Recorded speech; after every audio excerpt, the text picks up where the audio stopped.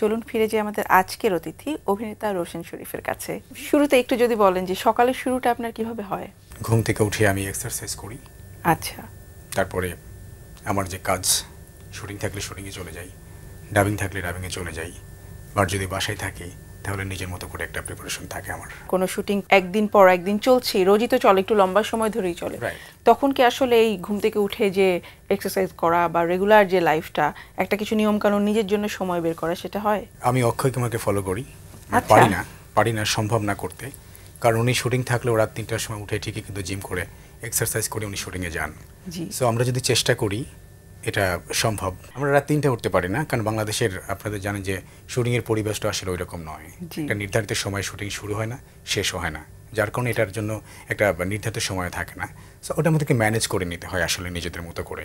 Early হয়তো ঘুমাই বা একটু লেট করে ঘুমাইলেও আর্লি মর্নিংয়ে উঠে আবার নিজের এক্সারসাইজটা একটু করে ফেলি। একটু যদি বলতেন আপনার বর্তমান সময়ের ব্যস্ততা, তার আগে একটু উড়াল নিয়ে জানতে চাই যে জোবাইদুর রহমানের পরিচালনায়, প্রথম পরিচালনায় তার চলচ্চিত্র, সেখানে আপনি কাজ করছেন এবং এটা বন্ধু দিবসে আসলে আমরা পেতে যাচ্ছি।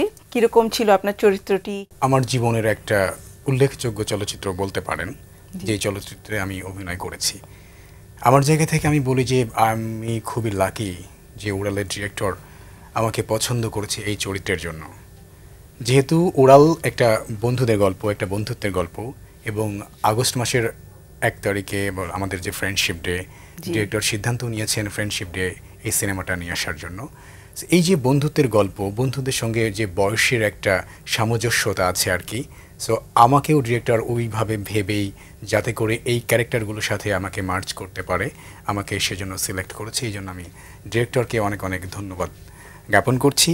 এটার সঙ্গে যে ডিরেক্টর এই সিনেমাটা নিয়ে আসলে অনেক দিন ধরে প্ল্যান করছেন, বলতে গেলে যে 1 বছর 2 বছর 3 বছর, যতটা সময় নাই ডিরেক্টর তিনি প্ল্যান করেছেন তার মতো করে। সো আমাদেরকে যখন সিলেক্ট করলো অডিশনের মাধ্যমে, আমরা অনেক আর্টিস্ট অডিশন দিয়েছিলাম, সেখান থেকে ডিরেক্টর তার নিজের মতো করে পছন্দ করে আমাদেরকে এই সিনেমাতে যুক্ত করেছেন। আমরা আমাদের সর্বোচ্চটা দিয়েছি। আপনি যদি বলেন যে একটা সিনেমা বা একটা প্রজেক্ট আসলে কখন ভালো হয়ে যায় বা কখন আমরা আশা করতে পারি যে এই প্রজেক্টটা একটা দর্শক জনপ্রিয়তা পাবে, দর্শক পছন্দ করবে, সেই জায়গা থেকে আমি বলতে চাই যে একটা টিম ওয়ার্ক, সবাই মিলে যদি একটা টিমের মতো কাজ করি না, তাহলে এই সিনেমাটা আসলে ভালো হয়ে যায়। উড়াল তেমনই একটি সিনেমা। এই সিনেমার আমি যদি বলি যে আমাদের আর্টিস্ট থেকে শুরু করে, টেকনিক্যাল থেকে শুরু করে যারা যারা আছে, সোলজার বলে ভুল হবে আসলে। আমার কাছে মনে হয়েছে যে উড়াল সিনেমার সঙ্গে যারা যারা যুক্ত ছিলেন তারা প্রত্যেকে একজন সেনাপতি। আপনার চরিত্র সম্পর্কে নাকি এটা এখনই বলা যাবে না, আমাদের এটা যেহেতু ডিরেক্টর এখনো রিভিল করেননি বা আসলে সিনেমার প্রয়োজনে ডিরেক্টর মনে করেছেন আমার কখন কোনটা আসলে প্রচার করার উচিত, যেহেতু আমার ক্যারেক্টার সম্পর্কে এখনো বলেননি কিছু, তবে হালকা যেটা বলতে পারি যে আমি এই সিনেমাতে আমাদের বাংলা ভাষায় যদি বলি যে ভিলেন, যদি বলি খলনায়ক, যদি বলি যে অ্যান্টাগনিস্ট, অনেকভাবেই বলা যায়, আমি সেই ধরনের একটা চরিত্র প্লে করেছি। অ্যাজ এ রোশন শরীফ হিসেবে দর্শক যেভাবে যে কাজের মধ্য দিয়ে আমাকে চিনেছে, এই উড়াল সিনেমাতে আমাকে একটা অন্যভাবে, অন্য ধরনের চরিত্রে একটা আলাদা লুকে দর্শক দেখতে পাবে। এটা যে অভিনেতা হিসেবে আমার কাছে মনে হয় আমার অনেক বড় প্রাপ্তি যুক্ত করবে আমার ক্যারিয়ারে। নিজেকে কিভাবে প্রস্তুত করেছেন এই চরিত্রের জন্য একটু যদি বলেন? আমি ডিরেক্টরকে জিজ্ঞাসা করেছিলাম যে চরিত্রটা কেমন। উনি ডিরেক্টর তার নিজের মতো করে বর্ণনা করেছিলেন। আমি অভিনেতা, আমি আমার প্রিপারেশনগুলো নিয়েছি। মানে থাকে না, ধরেন যে একটুটা বলেই দে, আসলে একটু যদি বলি কথাটা বের করেই ছাড়বো আমরা, বলেন। থাকে না এক ধরনের গ্রামের দেখবে যে রক ছোটা ছেলে, মানে কারোর কথা ভালো লাগে না, হ্যাঁ, বা ধরেন যে অনেক কিছু করে বেড়ায়, পাওয়ারফুল একটা ক্যারেক্টার, মানে গ্রামে বা এলাকায় তার উপরে কথা বলতে পারে না, তার যা যা ইচ্ছা বা যাই বলেন না কেন সে করে বেড়াচ্ছে, এই ধরনের একটা ক্যারেক্টার, মানে খুবই রুড। এই ধরনের এই চরিত্রটা আসলে মানে করতে গিয়ে আমার যেটা হয়েছিল যে আমার শেষ করার পরে, সিনেমার শুটিং শেষে আমাকে স্বাভাবিক অবস্থায় ফিরে আসতে অনেকদিন সময় লেগেছে। একটা চরিত্র থেকে বের হচ্ছেন আর একটা চরিত্রকে ধারণ করছেন, এই পরিবর্তনটা কিভাবে হয়? এটাই হচ্ছে আসলে মানে অভিনেতার সবচেয়ে বড় চ্যালেঞ্জ, যে আপনি আজকে যে কাজটা করলেন, কালকে গিয়ে আপনি নতুন একটা কাজ করবেন, আজকে আপনি একটা ক্যারেক্টার করলেন, কালকে আপনি অন্য একটা ক্যারেক্টার করবেন, মানে ফুল জনরায় চেঞ্জ। এই যে অভিনেতা, আজকে ধরেন যে আমি একটা ভিলেন থাকলাম, কালকে গিয়ে হয়তো আমার একটা সুন্দর একটা ক্যারেক্টার করছে। জি, এই যে মানিয়ে নেওয়ার যে বিষয়টা না, এটা আসলে অভিনেতারাই পড়ে। সো ওই জায়গা থেকে যদি বলি, আমার খুবই কষ্ট হয়েছে আসলে এই ক্যারেক্টার থেকে বের হয়ে গিয়ে অন্য ক্যারেক্টার করতে। আমি খুবই কষ্ট, মানে অনেক দিন আমি কাজই করতে পারিনি। আপনি তো মঞ্চেও কাজ করেছেন, মঞ্চের অভিজ্ঞতাটার তো আসলে অনেক মূল্য আছে। আপনাকে কি করে হেল্প করেছে, আপনি কি মনে করেন? সার্বিকভাবে বলতে গেলে যে মঞ্চ একজন অভিনেতাকে তৈরি করে। যদি কোনো মানুষ, ব্যক্তি, যাদেরকে আমরা অভিনেতা বলছি, আর্টিস্ট বলছি, কেউ যদি অভিনয়টা করতে চায়, তাকে আসলে অভিনয়টা শিখেই করা উচিত। আচ্ছা, সো আমার কাছে, আমি যখন অভিনয়টা করবো বলে সিদ্ধান্ত নিয়েছিলাম, আমার কাছে একটা বিষয় শুধু মনে হয়েছিল, অভিনয়টা আসলে শিখেই করা উচিত, শিখেই করতে চাই। এই জন্য আমি থিয়েটারে ভর্তি হয়েছিলাম। থিয়েটার আমার লং জার্নি, অনেক দিন ধরে থিয়েটারের করতে করতে করতে করতে করতে করতে আজকের আমি এই পজিশনে এসে পৌঁছেছি, আজ রোশন শরীফ। যখন থিয়েটারের সঙ্গে যুক্ত হই, আমার পরিবার থেকে ভেবেছিল যে ঠিক আছে, হয়তো শখের বশে করছে। এটা আমার নয়, কারণ আমার প্রত্যেকের পরিবারই মনে করে। কারণ যখন আমি সিদ্ধান্ত নিয়েছিলাম, সাধারণত ওই বয়সে কোনো মানুষ তার জীবনের সিদ্ধান্ত নিতে পারে না। কারণ আমার যেটা মনে হয়েছে, আমি যখন এসএসসিতে পড়ি, এসএসসির পর থেকেই মূলত এই অভিনয়ের বিষয়টা আমার ভিতরে চলে আসে, যুক্ত হয়েছে। কারণ আমি ছোটবেলা থেকে প্রচুর পরিমাণে সিনেমা দেখেছি, মানে সিনেমার পাগল বলতে পারেন আপনি আমাকে। নিজের বাসায় টেলিভিশন ছিল না, শুক্রবারে সিনেমা হতো, চলে গেছি মানুষের বাসায়, বৃষ্টি হচ্ছে, মনে পড়ে হঠাৎ বৃষ্টি সিনেমার কথা মনে পড়ে আমার। আচ্ছা, যেদিন রিলিজ পায় কঠিন বৃষ্টি হচ্ছে। সো এইরকম মানুষের বাড়ি বাড়ি গিয়ে সিনেমা দেখেছি, এইগুলো আমাকে ইন্সপায়ার করেছে। আমি এসএসসির পরে আমি যখন ইন্টারমিডিয়েটে ভর্তি হয়েছি, তখন আমার ভিতরে আস্তে আস্তে এই বিষয়গুলো কাজ করতে থাকে। আমি ডান্সের সঙ্গে যুক্ত হই। আচ্ছা, হ্যাঁ, ডান্সের সঙ্গে যুক্ত হই। তারপরে আমি এইচএসসি পরীক্ষা দিয়ে আমি ঢাকাতে চলে আসি। আর ঢাকাতে জানেনই তো, আমি আগেই বলেছি যে আমার পরিবার এবং নিজেকে যদি পরিবর্তন করতে চাই, একটা মাত্র উপায়, সেটা হচ্ছে শিক্ষা। এবং শিক্ষার জন্য সর্বোচ্চ বিদ্যাপীঠে আপনাকে চাইতে হবে, সেটা বিশ্ববিদ্যালয়। আমি আমার বিশ্ববিদ্যালয়ে যখন কোচিং করছি, মানে ভর্তি পরীক্ষা দেওয়ার জন্য, সেই সময় আমার মাথায় পুরোপুরি চলে আসছে যে আমি অভিনয়টা আসলে করতে চাই। ঢাকায় চলেই আসছে, এখন তো আমার একটাই কাজ, অভিনয় করা। কোচিং করছি, কোচিং করার পরে আমার পত্রিকা একদিন বিজ্ঞপ্তি দেখলাম, অভিনেতা আবশ্যক। আচ্ছা, থিয়েটার। এটা আমার ভিতরে আরো একটা বীজ বপন করে দিল। আমি আমার বড় ভাইয়ের সঙ্গে থাকতাম, আমি ভাইকে বললাম, ভাইয়া আমি তো আসলে এটা করতে চাই, আপনি কি বলেন? ভাইয়া বললো যে তুই করতে চাস, কর না, তোর লাইফ, তোর যেটা ভালো লাগে তুই সেটাই করবি। আমাকে কখন না করেনি, প্রথম দিনে আমাকে হ্যাঁ সুযোগ বাক্য বলেছিল আমার পরিবার। কারণ আমার বড় ভাই মানে আমার গার্ডিয়ান, তিনি যদি আমাকে স্বীকৃতি দিয়ে দেয়, আসলে আমার আর পিছনে ফিরিয়ে থাকার কোনো উপায় থাকে না, আমি তাকাইতে চাইও না। ওই জিত থেকে শুরু করলাম, থিয়েটারে গেলাম, কোচিং করছি, থিয়েটার, তোরা একসাথে মার্জ করছি। এবং আল্লাহর অশেষ রহমত যে আমাকে মানে সেই সুযোগটা দিয়েছেন, আমি বিশ্ববিদ্যালয়ে চান্স পেয়েছিলাম। আমি জগন্নাথ বিশ্ববিদ্যালয়ের এক্স স্টুডেন্ট।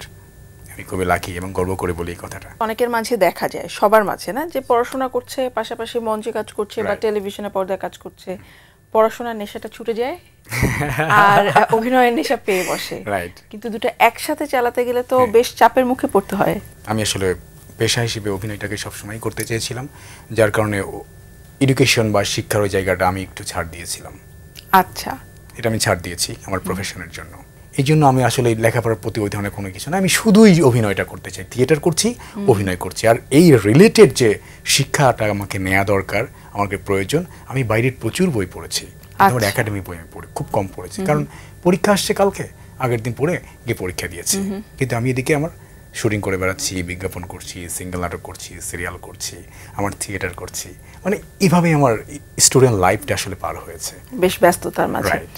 এই যে বলেন বিজ্ঞাপন, সিঙ্গেল নাটক, এছাড়াও আপনি ওটিটিতে কাজ করেছেন, চলচ্চিত্রে কাজ করছেন, সব ধাপে তো একটা পার্থক্য আছে। চলচ্চিত্রে যখন কাজ করেছেন তখন কোন পার্থক্যটা আপনার চোখে ধরা পড়েছে, যেটা আসলে ছোট পর্দায় আপনি পাননি? ছোট পর্দা, বড় পর্দা, শব্দগত তো একটা পার্থক্য আছে। এটাকে যদি ধরে নেই, তাহলে television is television, big screen is big screen, মানে আসলে আর ভেঙে বলার প্রয়োজন আমার কাছে মনে হয় না। আচ্ছা, কিন্তু কাজ করার ক্ষেত্রে আপনি যখন সেটে যান, তখন কি একটা পার্থক্য ধরা পড়ে? অভিনয়ের একটু পার্থক্য আছে, তবে সব ক্ষেত্রে নয়। লুক লাইক আপনার বাণিজ্যিক সিনেমার এক ধরনের অ্যাক্টিং প্যাটার্ন, আমরা যারা আর্ট করছি বা অন্যান্য সিনেমা যেটা বাণিজ্যিকে, যেটা আমরা বাণিজ্যিক বলছি না, সেই সিনেমাটা আসলে অ্যাক্টিং প্যাটার্ন একটু অন্যরকম। লুক লাইক আপনি যখন তুফান দেখবেন, তুফানের যে ডায়লগ থ্রোয়িং, অবশ্যই আমার উড়ালের ডায়লগ থ্রোয়িং এক নয়, এটা অনেক পার্থক্য। এটা একটা বিশেষভাবে বলা যায়।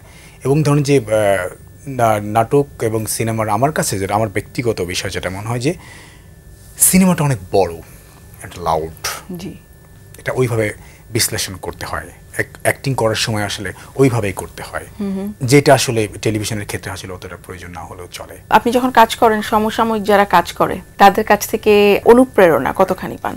ওটিটিতে আমার যখন ডেবু হয়, মার্কিউলিস করছি, আমার ওটিটির প্রথম কাজ, আবু শাহেদ ইমন ভাইয়ের ডিরেকশনের কাজটা। আমার কো আর্টিস্ট ছিলেন আমাদের অপু ভাই, ফজলুর রহমান বাবু ভাই, আমার স্যার শরীফ সিরাজ সহ আরও অনেকেই ছিলেন। কিন্তু আমি যার সঙ্গে বেশি কাজ করেছি, আমি যার আন্ডারে কাজ করতাম সেটা হচ্ছে অপু ভাই, আপনাদের চেনেন। আমি যখন ডায়লগটা দিচ্ছি, ডায়লগ দেওয়ার পরে আমার এমনটা মনে আছে, উনি আমার থিয়েটারে আবার বড় ভাই। আচ্ছা, উনি ডিরেক্টরকে বলছে, ভাইয়া ওর ডায়লগটা আবার দেখি একটু, এই শোনের দিকে এইভাবে বল। এই যে বিষয়টা, এটা একটা অভিনেতার জন্য অনেক বড় প্রাপ্তি। আমি যদি অন্যান্য জায়গায় বলতে চাই, আমার সর্বশেষ যে সিরিজটা হইচইতে মুক্তি পেয়েছে, অনম বিশ্বাস পরিচালিত রঙিলা কিতাব। রঙিলা কিতাবের একটা ক্যারেক্টার যেটা আমাকে অভিনেতা হিসেবে বাংলাদেশ ইন্ডাস্ট্রিতে যদি বলেন স্বীকৃতি দেয়া, যদি বলেন জায়গা করে দেয়া, সেটা মুবাশ্বের চরিত্র। আচ্ছা, এই চরিত্রটা করেছি। আমার কো আর্টিস্ট ছিলেন ইমরান নূর ভাই, ইমরান ভাই আপনারা চিনবেন রঙিলা কিতাব দেখলে। আর ফজলুর রহমান বাবু ওখানে ছিলেন, ওখানে পরিমণি ছিলেন। বাবু, ওই যে নূর ভাই খুবই হেল্পফুল একজন অভিনেতা, এতটা হেল্পফুল যে সেটি যে আগে বললাম যে অপু ভাই যেরকম বলে দেয়, ভাই এরকম দেন দেখতে ভালো হয়, ওটা আলাদা রং পায়। আচ্ছা, ইমরান ভাইয়ের সাথে কাজ করতে গিয়ে সেম এক্সপিরিয়েন্স আমার হয়েছে। ইনি এতটা হেল্পফুল, একজন অভিনেতাকে এতটা হেল্প করেন, যেন আমার মনে হয়েছে যে আমি আসলে ধন্য হয়ে গেছি এনার সাথে অভিনয় করতে এসে। আচ্ছা, এটার জন্য আমি সবচেয়ে বড় থ্যাংক ইউ দিই আসলে অনম বিশ্বাসকে।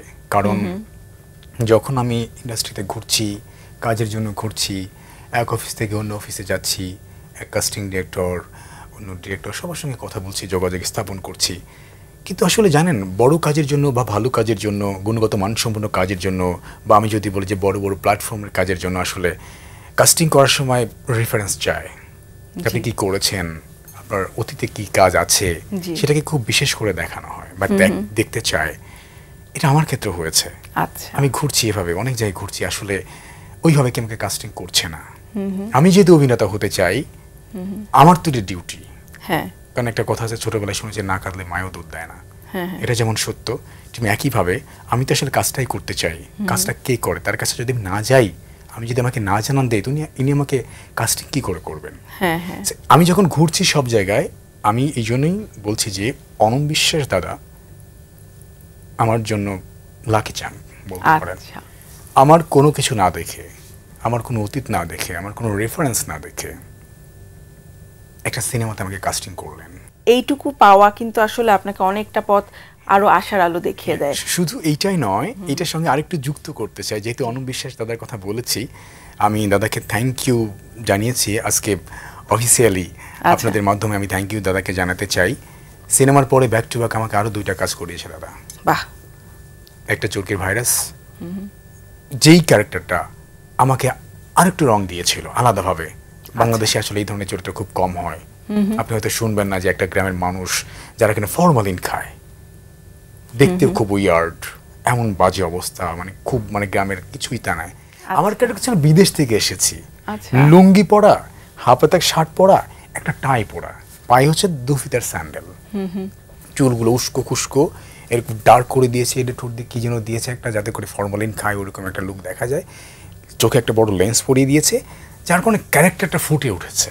আসলে সেই ভিন্নতাটা ছিল অন্যান্য ক্যারেক্টার থেকে। এইটার সঙ্গেই পরে আবার রঙিলা কিতাব দাদাই আমাকে দিয়ে করেছেন, ব্যাক টু ব্যাক একটা সিনেমা ভাইরাস, তারপর রঙিলা কিতাব, ব্যাক টু ব্যাক মানে আমার কোনো এক্সপিরিয়েন্স মানে যে বড় কাজের এক্সপিরিয়েন্স নাই, তারপরেও দাদা আমাকে ব্যাক টু ব্যাক 3টা কাজ করিয়েছে। That's why I am Roshan Sharif here. অনেক অনেক ধন্যবাদ রোশন, আমরা একেবারে আয়োজনের শেষ প্রান্তে চলে এসেছি। আপনার জন্য অনেক অনেক শুভকামনা রইল, যাতে আমরা আরো অনেক ভালো ভালো কাজ আপনার কাছ থেকে পাই। 1 আগস্ট উড়াল আসছে, একটা বন্ধুত্বের গল্প, একটা বন্ধুর গল্প। আশা করছি আপনাদের খারাপ লাগবে না।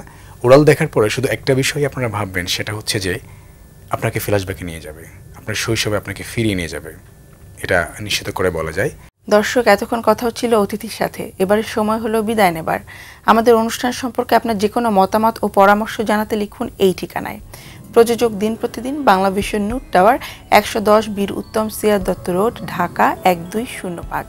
ফোন 963203 থেকে 4 পর্যন্ত। আমাদের ইমেল অ্যাড্রেস dinprotidin@banglavision.tv। ব্রিটিশ রাজনীতিক বেঞ্জামিন ডিসরায়েলির একটি উক্তি বলে বিদায় নেব আজ। তিনি বলেছেন, অজ্ঞতা দিয়ে সমস্যার সমাধান করা যায় না। প্রিয় দর্শক, সবাই ভালো থাকুন, সুস্থ ও সুন্দর থাকুন। আজকে সারাটা দিন সবার জন্য শুভ ও কল্যাণময় হোক।